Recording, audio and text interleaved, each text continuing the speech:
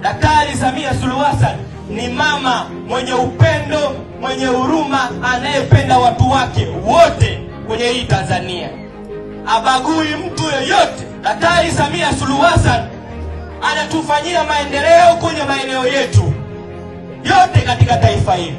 Hapa mlikuwa na changamoto katika kata, alikuwa anasema mna changamoto ya tembo wanawasumbua sana.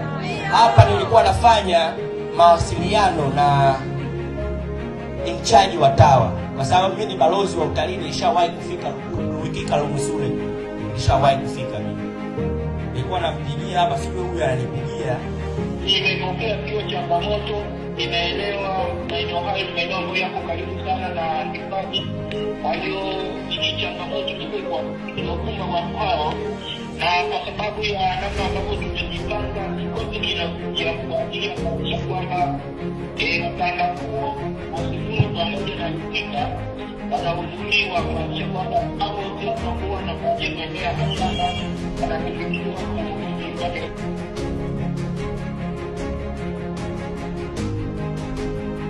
siku ya uchaguzi tukampe kula mama yetu Samia Suluhu Hassan.